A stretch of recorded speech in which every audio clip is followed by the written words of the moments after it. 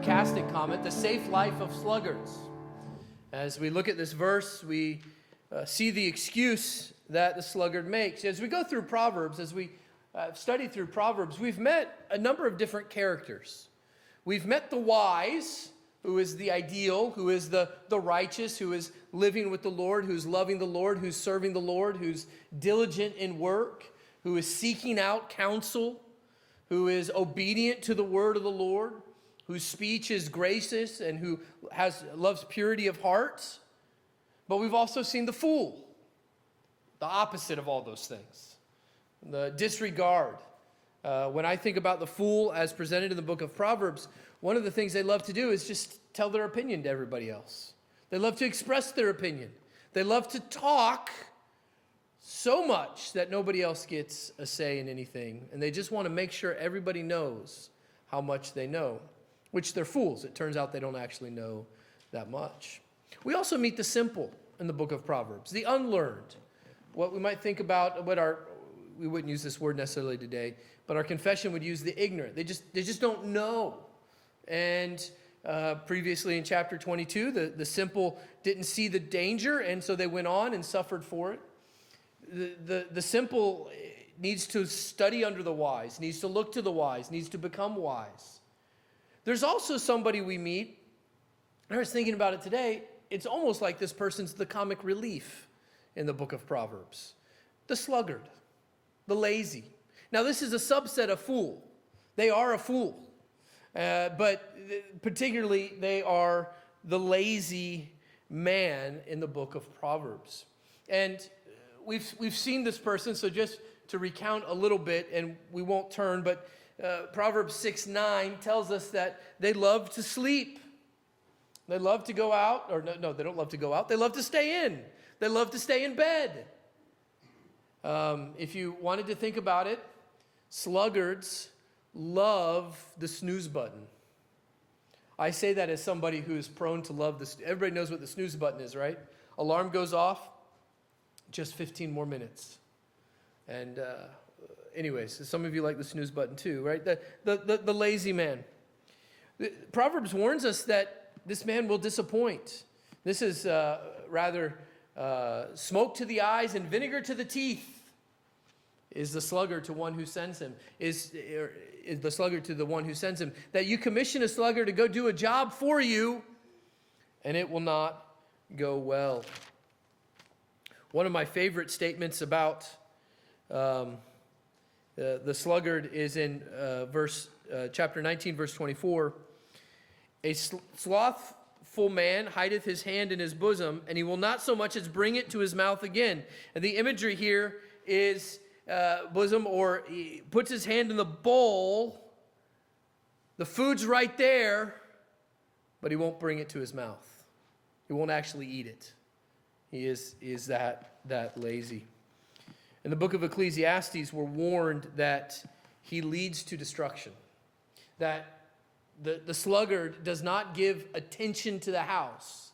And we all know, when you're driving around, you know which houses have had attention and which houses have been neglected for years and years and years and years, right? You can tell. You pull up to a restaurant or you pull up to a store, you can tell if it's been kept up. And we're not talking about just like a little bit of dust, right? We're talking about things starting to break and fall down, and it hasn't received the attention. And that's the fact of the fall. Everything around us is breaking. Everything around us is decaying. And without proper attention, it will only get worse. We have the vivid imagery of Proverbs 22, verse 13 tonight. The slothful man says, from his bed, mind you, here's the imagery. We only find this man in a sleepy state. From his bed, he declares that there is a lion outside, and I shall be slain in the streets. And that is a lion. Now, in the Bible, Pat, you might not want to listen to this part, but lions are never presented as fun, cuddly creatures. The lion is almost always referred as, often the picture is judgment, torn to pieces by a lion. literally sent as judgment in some cases. And usually when you find a verse about that, you find a bear mentioned too. And this was something that they faced. And what we have, this lazy man, he's making excuses. He's making an excuse. He says that there is a lion outside. Now, if tonight we start to go out the door and we see a lion, what do you think the probability of that is? It's not, right? The lions are not native to Cape Canaveral. If there was a lion loose in the city of Cape Canaveral, which means it probably came from a zoo, but I don't think the Brevard Zoo even has lions, so it came from the Orlando Zoo or something, we would know about it, wouldn't we? We would be getting warnings on our phones. It would be on the news, and they would tranquilize, put the kitty to sleep, just to sleep, and would take the kitty, right, the little kitty, cuddly kitty. I'm trying to help Pat, but and put it back in the zoo. Now, for them though, it's not as far-fetched. They did have lions in 2 Kings 17 because they didn't follow the Lord after some transplanting had happened of the people. There was lions sent among them, and they had issues with that. It was far-fetched. A closer parallel to us would be a 10-foot alligator or bigger. A 10-foot alligator, we can all agree, is a dangerous animal. A 3-foot alligator, not so much. 10-foot, they've bulked up. They're pretty intimidating. You get much bigger than that, and Florida alligators don't get too much bigger than that. They can, but it's rare.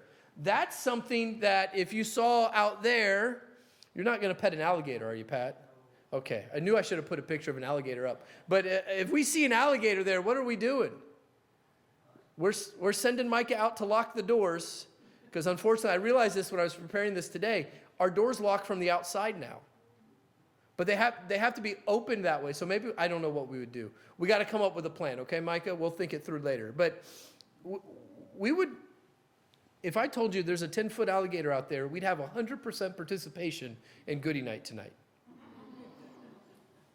And we would not have any leftovers because we're not leaving until somebody comes and handles that, right? So on one hand, if true, this is a serious situation that needs to be dealt with, and you need to protect yourself. However, the problem is, it's merely an excuse. He's in his bed. He's not on Facebook finding out about the lion outside. He's just, just need an excuse. Now, excuse number 2, and I'm calling it an excuse, he says, I will be killed. Now, he seems very wise, right? You should protect your life. But it's an excuse because the whole thing is a hypothetical. And so he's going to take it to an extreme. He's going to imagine a situation that is possible but very far-fetched. And he's going to be paralyzed by that fear. Remember that working from home is not an option for this sluggard. The imagery here. This isn't somebody who is going to work from home, Zoom into the meetings. We had a session meeting last night, and John was able to join us. He was late in joining us, though, because apparently he's in a different time zone. So our meeting started at 7 Eastern, and he's in, what is it, Central, or I don't know, is it Central? So he's an hour behind us. He got on eventually, but he's however many miles away and able to do that. People are able to work remotely. Not here. This isn't somebody who's getting up to work, but they're looking for an excuse to stay in the bed. Laziness is exposed by these things. Now, let's flip it around, right? So we understand the imagery. We understand exactly what's being said here. It makes perfect sense to us. So what is living life then about? Well, first, we can acknowledge that life is a precious gift and ought to be protected.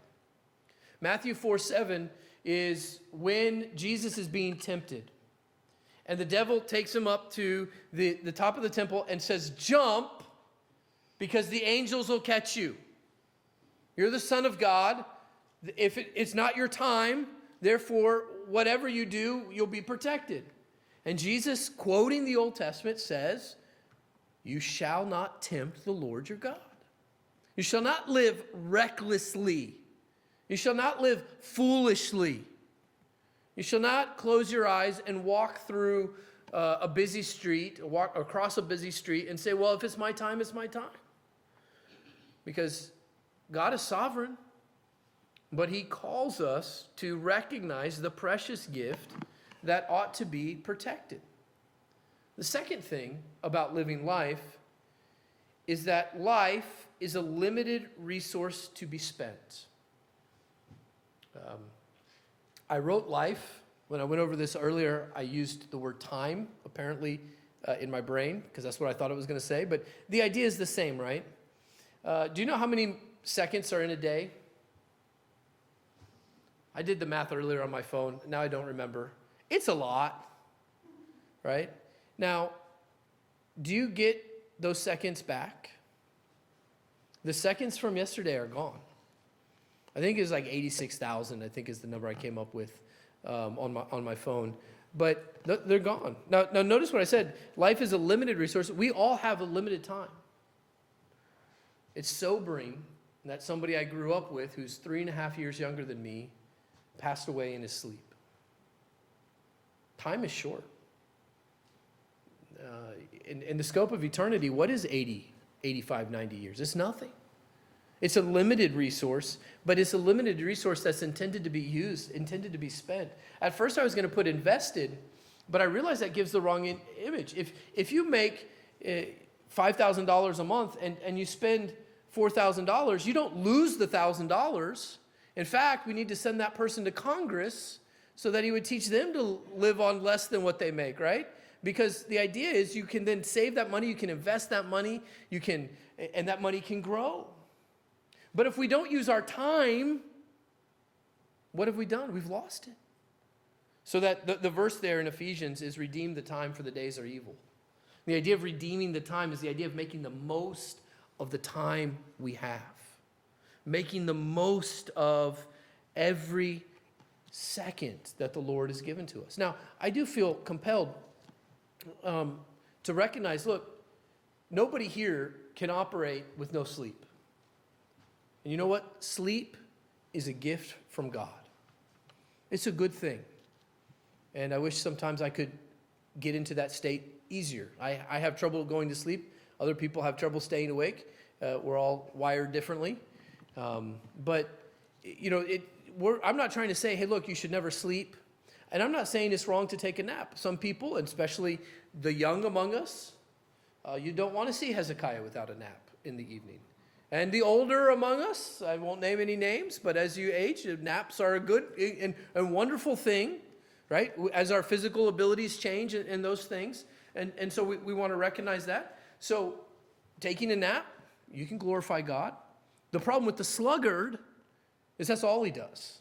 He doesn't do it because he needs it. He doesn't need it for his health. He does it because, well, he doesn't want to do any work, right? There's a big difference there. And a lot of times people, and I just recently I every once in a while I look into time management and evaluate how am I using my time and how am I using it well. And I came across a phrase as I got a new planner that I really like, and it said at the top, eat this frog first. And I was like, what does that mean? Does anybody know what that means in time management? Well, in time management, they say, well, if you have to eat a frog, you might as well do it in the morning. So the idea is, what's the task you don't want to do, the big one that's going to hold you back from doing other things? Do that first, and then get to work, right? For the sluggard, it's getting out of bed, and he never does it, right? And the thing is, we want to use our time for the glory of God.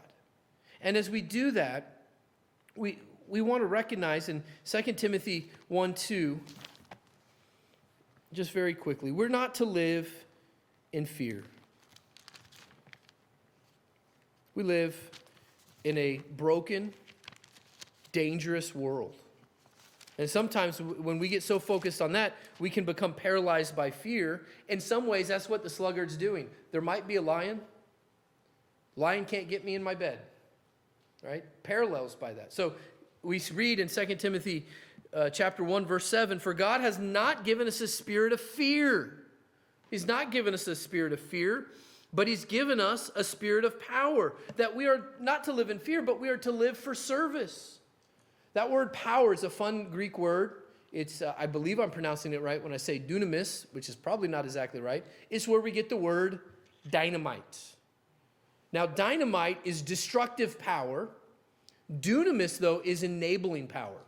So if you want to think about it today, it's the gasoline that makes your engine run. It's the lights, or it's the electricity that turns on the lights or runs the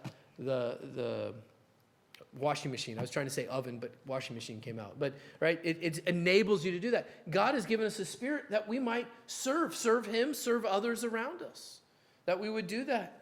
He's also given us a spirit of love, that we would live for others. You think about the commandments, they are based upon a supreme love for God and loving our neighbor as ourselves. What a glorious and wondrous love that he's given us, that we would live for others.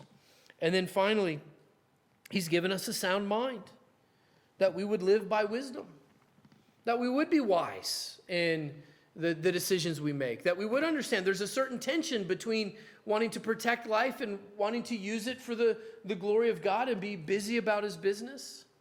Anytime I think about it's a precious gift that ought to be protected, I think about those missionaries that were martyred by the Anka Indians, by the Nate Saint is the only name that's coming to mind, but what was Jim Elliott? Thank you. Nate Saint, Pete Fleming. There's two more, right? But they willingly, they had a gun, but they left it behind, and they went to meet and ended up being martyred. And they gave their lives in the service of Jesus. And that wasn't, in some ways, men would look at that and say, man, that's awfully foolish. But they were seeking to love others, seeking to share Jesus with others, and look at the work that God brought because of it. Not only among those who committed the crime, but the motivation to missions that flowed from that testimony. It's like what Paul says when he's in jail, Philippians 1, that others are waxing strong by his bonds. They're encouraged by that. So there's a certain tension, and we need wisdom to live as the way that the Lord has called us to. So may we be busy about our Father's business, seeking to serve others in love, serve God in love with the Spirit that he's given to us. Let's pray. Heavenly Father, we thank